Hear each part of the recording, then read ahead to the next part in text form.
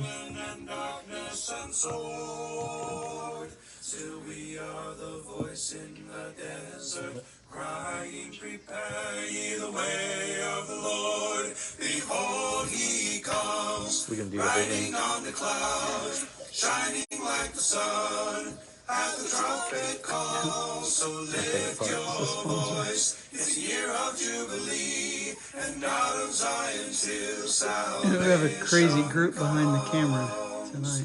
These are the days of It's Brooks' last Tuesday night to be with us. She's going back to college. For a while. Yes. Well, yeah, she'll be back. And that's it. And that's it, I guess. You reached your limit on Spotify. Well, It's all right. We're late anyway. good evening. I just realized I have my Merry Christmas shirt on. I wondered if you were going to wear that. Well, it's brutally hot today, so I'm trying to help Is us that out what a you're little bit. doing? Trying to Yeah. think cool. And as I was turning to Hebrews, my daughter put this plastic cockroach. It was Darin's idea. So I'm here. Anyway, I assisted. this thing has been the source of a lot of skipped heartbeats in our family over the years. Anyway, glad that you're here. And we are going to be looking at Hebrews chapter 3 tonight. I think we finished 1 and 2, didn't we? Pretty much. I think Well, there's always something to talk about in Hebrews. Yeah, I don't know if there's anything really to go back over in chapter 2, but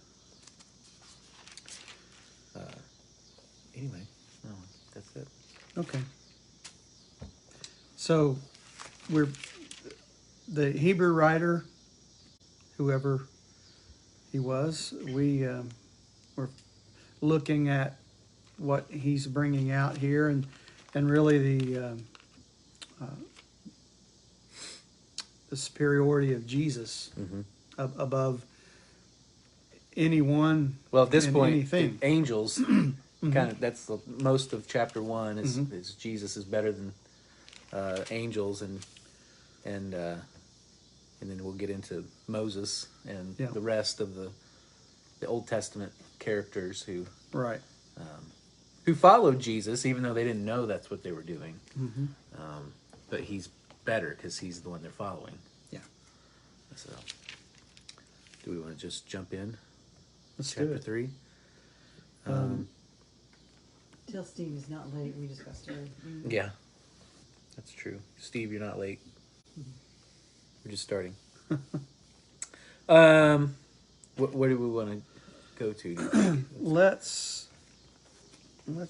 Where is there a break? Well, let's just read all of 3. Can we do that?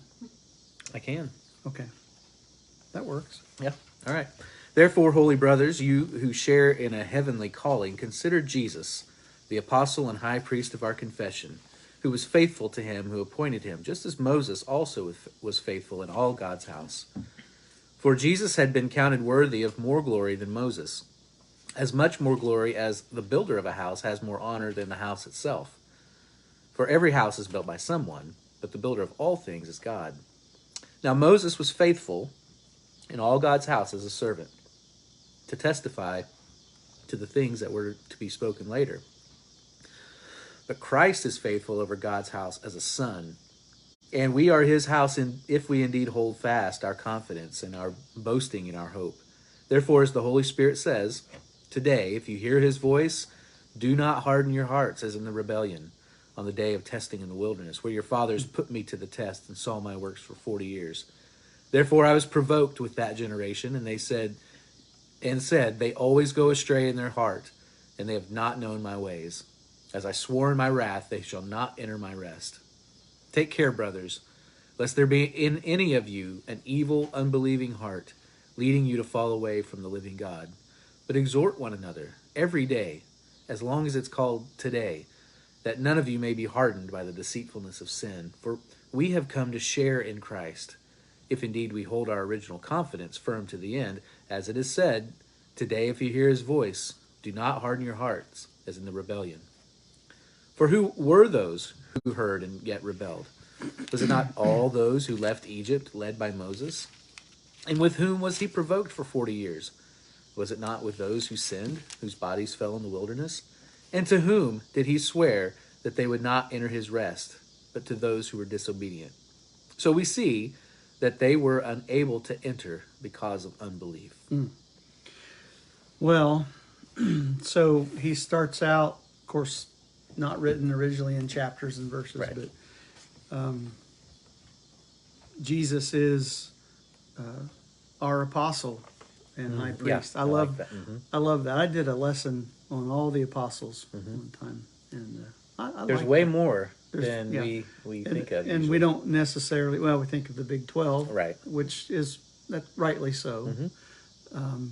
Oh, Steve, you're not late. We got started late, so We already said that. you already said that. Sorry, Denny's just now joining us. I'm just. Wait a minute. What are we studying? Where are we? Yeah. Where are we? Sorry, Who am that's I and good. why am I here? Oh, that's good. So, what were we saying? You were talking about a lesson that you preached one time. The that apostles. Nobody paid Yeah, attention to. the apostles. Yeah, the apostles. All the Not apostles. and you know that there was one that was replaced. Mm-hmm. You know, and from the original 12, and then we talk about Paul, and then there's all the other ones that aren't really given a whole lot of time. There are others that are named, but of course the word apostle just means someone who is sent to do something. So Jesus was literally sent to the earth. I like how it's said in Scripture that a body was prepared for him. So, one of the first miracles. Well, I don't know if you can actually say that and be correct in it, but it was a miraculous thing, at least, that involved the Son, involved Jesus when he was born. That was getting him on the planet as a human being. I think that's definitely miraculous. That's a miraculous thing. So he's the one that was sent, and he's sent to sort of, you may say, right the ship that had been listing hard left or hard right, whatever. But it's been, it goes all the way back to, and we talked about this the other day. Typically, this is sort of a, I don't know if you want to say a touchdown. I think that's a good way to describe is, that. but it's something they always go back to. That God always goes back to. Yeah. This is who I am. This is what I did, and he always goes back to Egypt. You look at how much he helped, how much he loved his people and wanted good for them, but they didn't always. Well, they're people. They're people, and so are we. They don't know. And- They didn't know what was good Yeah. for them, and so we do the same thing. And the beauty of it is, so was Jesus. Right. But he always listened to the Father, and he followed what the Father said, spoke what the Father wanted him to say. He did what the Father wanted him to do. So when you compare Jesus to Moses, there's really no comparison. But Moses had his place. But there is, I mean, that's what most of chapter 3 is comparing Jesus to Moses. But I know, I know what you mean. Moses followed God and did what God wanted him to do. Jesus didn't do anything other than, Moses had his weaknesses. We read. Moses was following God. God. Jesus is God. Exactly. Right. Right. So, again, Jesus is better than Moses. That's what we're trying. That's what Hebrews is establishing here. I like 5 and 6 here. Now Moses was faithful in all his house as a servant. Right. But Christ was faithful as a son over the house, whose house we are. Well, So- we even talked about that a little bit the other night. You were mentioning, you talked about slavery in the New Testament and how it was never really sanctioned by God, but it was just that's just the way things were. yeah. And it was different than we don't have an equivalent to the kind of slavery that was being talked about in the New Testament. It was more of a bond servant. Like if you didn't have a job and you needed money, you went and you gave yourself to someone for a period of time, and they paid you, and it was more like a job kind of situation that we have now. But that's the thing. Moses was just a servant, and Jesus is God. I like the house comparison in those verses before that. That's such a great analogy. It's a perfect illustration of Yeah. what it is. That Moses built the house.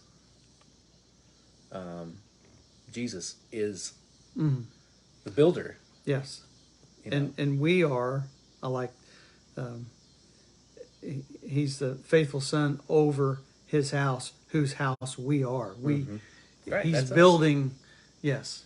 Well, obviously he's talking about the church, and so. Well, yeah, because that goes back to, is that Ephesians, talking about the things that are, the apostles were the stones, that were laid first, and then other disciples were being built up into the house of God. Yeah, that's right. So I love how he points us to Jesus, which the writer he's constantly doing in Hebrews, which is the best thing that we could do is pay attention to Jesus always, in all things. I mean, before we make decisions, whether they're big or small, we should consider. If we're getting ready to do something or say something, he's the one that is the one that we filter everything through. He's our apostle, the one that was sent for us, and high priest. He's the one that can appeal to God. Right, exactly. And he's the one that, ultimately, all sin is placed on him, and so when John says we have a mediator, boy, we have a powerful mediator. And hey, Tony, Chuck. Same thing. High priest was the one who did. Yeah, he was the only one who had access to God. He took the sins of the people with him to into the Holy of Holies during that special time. But he was the only one that could do that. So Jesus is now the ultimate high priest. He's that one. So I love, like we were saying, the comparison of the people that Moses had to deal with or was dealing with, and how they were difficult, and to say the least. But verse 12, take care, brethren, lest there should be any one of you, lest there should be in any one of you an evil, unbelieving heart, and falling away from the living God. So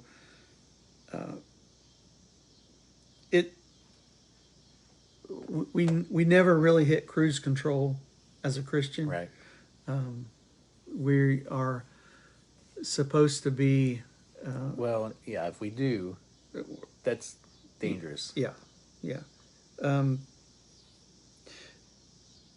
An evil, unbelieving heart. Man, the word evil, I wonder sometimes if some people have lost the ability to define evil. You start talking about evil, well, that's pretty harsh, don't you think? But he says, in comparison to what they were doing and what they were thinking and how they were behaving, it was evil, unbelieving heart, and falling away from the living God.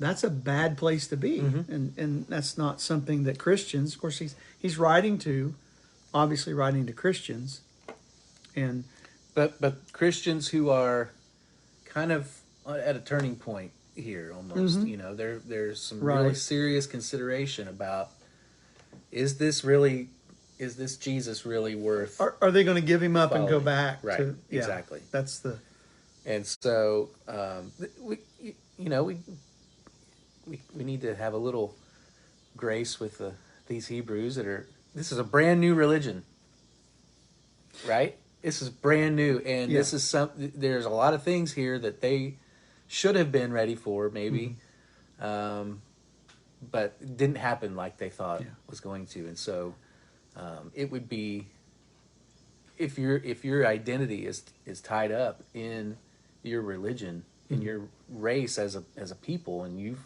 been all your life for generations been told we're God's people, and now here comes Right. this guy kind of shakes things up, and I can see a little bit of that hesitation there. That old law was comfortable. We knew what to expect. We knew we had our responsibilities. We knew what to do. And now this new thing is not. It's not like the old one. Yeah. No more sacrifices. None of the. All of that stuff is gone now. That would have an odd feel to it.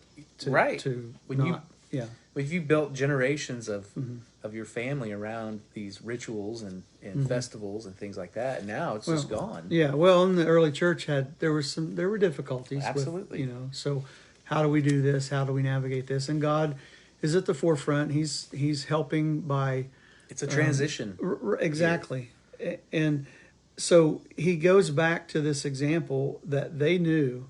I mean, these people knew how the people of the Exodus acted, how their ancestors acted. They understood that, and so bringing them back to that, and it's something that they would understand, and I don't say be comfortable with, but they're comfortable in their understanding of what happened. Exactly. And right. so God can use that. So whoever wrote this takes them from where they are right now and then moves forward. I read the Hebrews as a very gentle kind of nudging.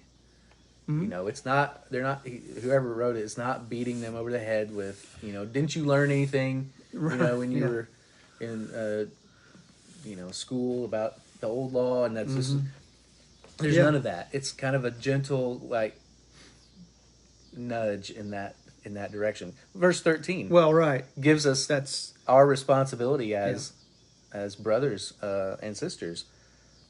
Exhort one another. Is it ever not today? it's always today. It's always today, right? So, I mean, that's a brilliant word play right there. As long as it's called today, this is what you need to be doing. The New American Standard says, but encourage one another day after day, as long as it is still called today. Right. So yes, encourage, and that's the. Well, listen, that's one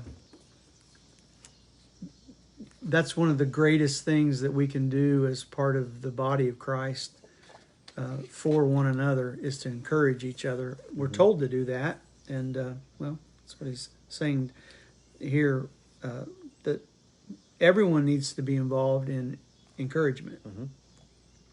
And so what encouragement does is it takes the focus off of me and puts it on you. I'm looking at you and thinking, how can I encourage Darin today? And sometimes we don't even know that we're doing it. Right. I think. Right. I've texted you things before, and you say, well, thanks for that encouragement. And I thought, well, I wasn't really trying to encourage him, but I'm glad that's what you... I'll go back and delete all that. Yeah, because that's way wrong. Usually I just want something. Yeah, right. You, buttering you up. Buttering me up. But no. There's a reason for this. There's a reason for the encouragement. Yes. It's because we can be deceived easily by sin. And so we need encouragement to keep going. And of course the verse is coming, It's coming. You know what I'm talking about, and everyone else does too. But the reality of it is that we need what God is offering through our brothers and sisters more than we realize. And we need to take advantage of that. And And not it's just not so easy to see sometimes. not just in the assembly setting either. I don't think Right, that's limited here at Right. all. It's because we're not assembling every day, but we can encourage each other every day. But yeah, in the early church, they did assemble. That's right. Right, and they were together probably a lot more. Yeah. Right. So today, don't encourage each other so that you can guard against anyone being hardened by the deceitfulness of sin. That's a process in and of itself, isn't it? To be hardened by the deceitfulness of sin. You think about how Right. steel, isn't it? Isn't that right? We need Austin in here to tell us. Oh, about How to- tempering steel. temper. Mm-hmm. Goes through a process of Right, heating and then cooling, and it doesn't just happen. right. It takes time. It takes time. and it takes time to be hardened by sin. as And well. does your version say deceitfulness in verse 13? It is deceitfulness from the very beginning. I mean, the deceiver, that's who That's his the title. evil one is. Yes, And Mrs. Steve Producer. says, and we can remind each other of God's complete provision. Yes. But also go back to 12. He's got some comments on there with the sinful or evil and unbelieving heart that turns away from the living God. Comment is, does verse 12 cover more than doubting God's power and capability? Or does that blanket cover most of the bases? Also, so doubting that God has this, as in God's got this, would that be an unbelieving heart? Unbelieving, doubting, equal, not equal. Well, look That's at a good what question. James says. He talks about doubting. You're not going to receive what you would otherwise receive if you had if you believed. So, an unbelieving heart is I see it more than just doubting, more of a turning of your back completely. well. The next thing is falling away. Right. Right. That's more than just saying, I'm not sure. Exactly. Yeah, I'm not sure about this. Yeah, I think God can handle. I'm not sure about this. He can handle honest questioning. Of course, Right. of course. He obviously wants more for and from us in that way. But I mean, if you a man after his own heart had a lot of doubting, and you read those psalms, that there was a lot of that. I don't know how. What are you going to do? Are you going to do anything? Kind of, that kind of language, and I certainly don't believe David was unbelieving. No. But in those instances, we find ourselves in those situations where I don't know how any of this is going to turn out. So I just unbelieving to me is a much more severe than just and it's an doubting. evil heart too. Right. I mean that's connected. An evil, unbelieving heart. Well, and it causes you to turn away from God. Yes. So we're talking about giving it up. Right. Turning away from the living God is something that's dead. This is that, is it Ephesians, where Paul talks about having your conscience seared, where you no longer see things the way God wants you to see them at all. There's nothing can get in anymore. Yeah. Yeah, those are good. He says doubting Things starts the thinking. process. Yeah. Don't you think? Yeah, I think so. It can. Yeah. And again, that's why we need that exhortation. Okay, that's why we need that encouragement. Yeah. If somebody's like having a hard time, with, how is this God's plan, or and we all ask those questions. I'm starting to think maybe God doesn't want what's best for me. Well, that's when we have those family members that jump in and say and are an encouragement and show that say that, listen, yes, things might be in doubt right now, but hold on. I think that's one of the best things we can do I each think other. you're right. And there's Steve, I'm glad you asking this, because it connects that. I think that evil, unbelieving heart is connected to the Exodus, the people of the Exodus, right? Absolutely. So, I mean, look at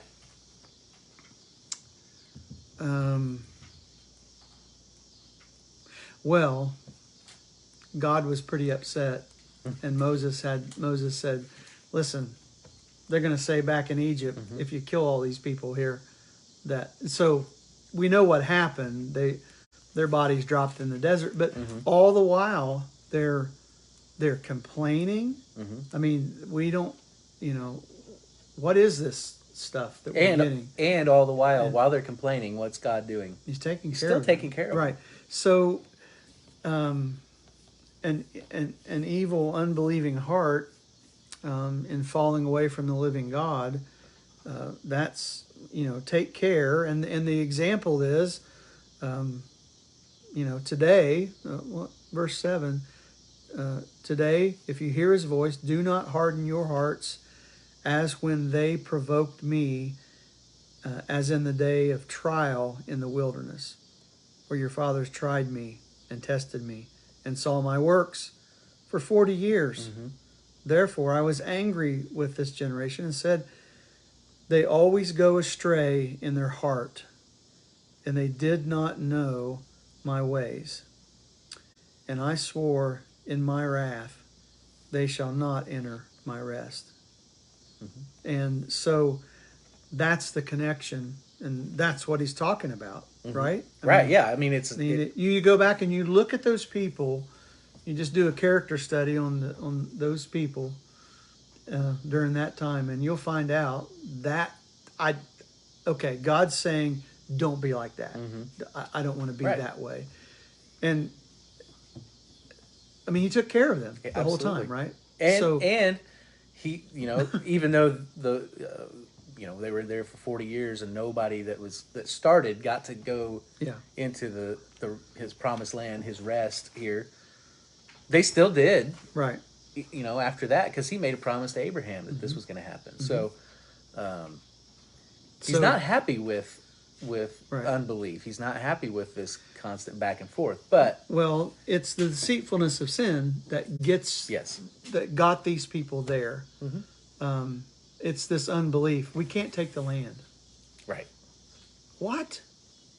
We can do after this. all of those years. Has God not? Did you not see all the plagues? Did you not see the parting of the Red Sea? Dry land we walked on, and they were all dead. All those people. Yeah. Yeah. Anyway. But yeah, you're right. Every day we had food to eat, and every night we had something to follow, and every day we had something to follow. And but boy, wouldn't it be better if we were back in Egypt? I mean, Moses just brought us out here to die. I mean, Egypt must have been. It was better. Really good. I don't know. Better than the desert, probably. It's got to be. So at least they thought it was, know. Yeah. And that's we do the same thing. We think, well, this is better. Right. So don't be deceived. Don't let yourself be hardened by the deceitfulness of sin, whatever shape that comes in. Right. We have a responsibility, but we also have a responsibility to each other. Now this is right. In that way. Exactly. It goes back to verse 13. Encourage. This is what they were not doing. Joshua and Caleb trying to encourage the group, and the group's like, no. And they get shut down. We're not doing this. And you get so enough there was people, no encouragement. You get enough people complaining about something, it's like it spreads. It gets its own momentum. It does. It builds and it snowballs. Trust me, I'm a teacher. I know. In this, you know how this goes. This goes on a lot. Not so much where I am now, but we vent, and sometimes those venting sessions can build and and get out of control. Well, I thought you meant with the kids. You're talking about. No, we always love the kids. Yes, Never, ever. Never a crossword. Right. With children. Steve says, but I really would like a new pair of shoes. Hey, keep the ones you have. Yeah. They just keep getting better. Yeah. Yeah, they won't wear out. Also, discontent is a cancer, and that's Yeah, it sure is.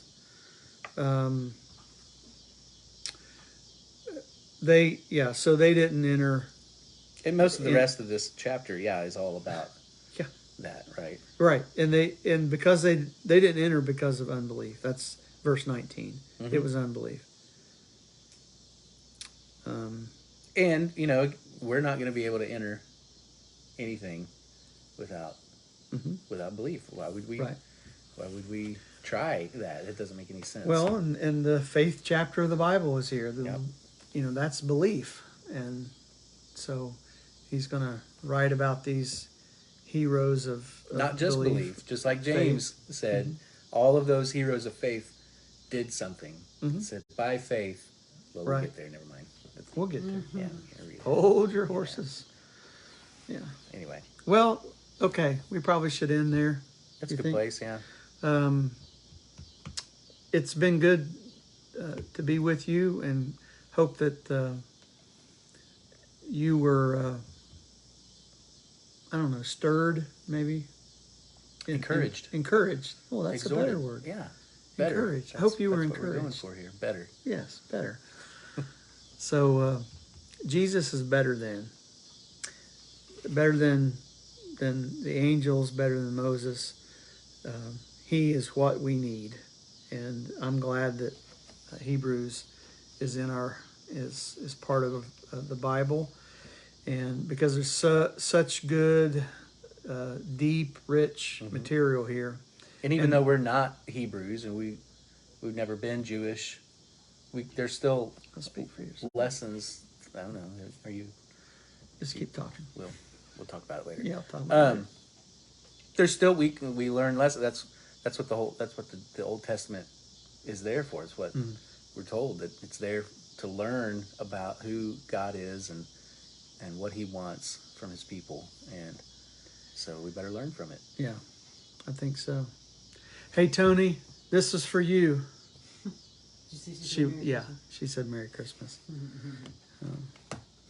Anyway, Time to go. Time to go. time to go. All right, we'll see you next week. God bless you. Have a great evening.